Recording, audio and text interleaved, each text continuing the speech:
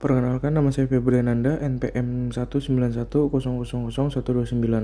Di sini saya akan menjelaskan jenis-jenis metode penelitian hukum. Yang pertama ada metode penelitian hukum normatif. Metode penelitian hukum normatif berfokus pada analisis teori. Contohnya, hukum, undang-undang, peraturan, dan putusan pengadilan. Tujuannya untuk mengidentifikasi dan menjelaskan peraturan hukum yang berlaku dalam suatu sistem hukum. Peneliti menggunakan pendekatan deduktif, di mana mereka mulai dengan hukum yang berlaku dan menerapkan teori hukum untuk menginterpretasinya. Metode ini juga mencakup analisis dokumen hukum untuk menggali makna dan implikasi dan norma-norma hukum tertentu. Lalu yang kedua ada metode penelitian hukum empiris.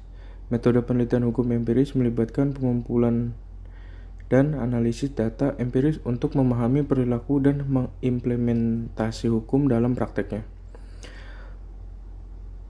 Penelitian ini sering melibatkan survei, wawancara, pengamatan lapangan, atau analisis statistik dari data hukum yang telah terkumpul. Tujuannya, pendekatan ini adalah untuk mendapatkan pemahaman tentang bagaimana hukum diterapkan dalam masyarakat dan bagaimana hal itu mempengaruhi individu dan kelompok. Lalu yang ketiga, metode penelitian hukum komparatif.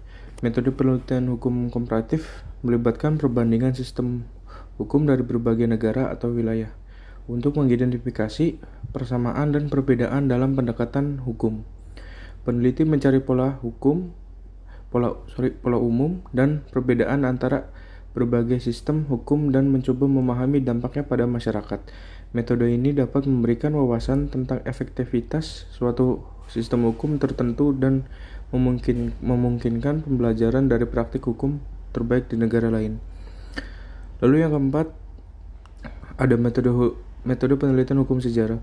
Metode penelitian hukum sejarah melibatkan analisis dokumen-dokumen sejarah untuk memahami perkembangan dan evolusi hukum dari masa ke masa.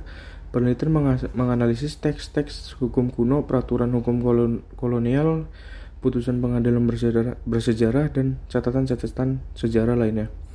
Metode ini membantu mengidentifikasi perubahan dalam hukum, bagaimana hukum beradaptasi dengan perubahan sosial dan politik, serta bagaimana aspek-aspek tertentu dalam hukum berasal dari masa lalu.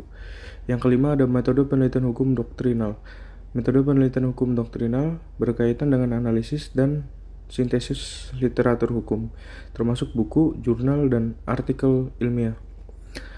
Penelitian mengidentifikasi dan mengumpulkan sumber-sumber hukum untuk memperoleh pemahaman mendalam tentang topik hukum tertentu. Metode ini sering digunakan dalam penelitian hukum akademis dan memungkinkan penyusunan argumen hukum berdasarkan otoritas hukum yang telah ditetapkan. Yang keenam, metode penelitian hukum interdisipliner. Metode penelitian hukum interdisipliner menggabungkan pendekatan hukum dengan disiplin ilmu lain seperti ekonomi, sosiologi, atau psikologi. Penelitian menggunakan wawasan dari berbagai bidang untuk memahami kompleksitas isu hukum dan dampaknya pada masyarakat. Pendekatan interdisipliner ini membuka jalan untuk solusi yang lebih holistik dan komprehensif terhadap permasalahan hukum. Terima kasih, sekian presentasi dari saya. Assalamualaikum warahmatullahi wabarakatuh.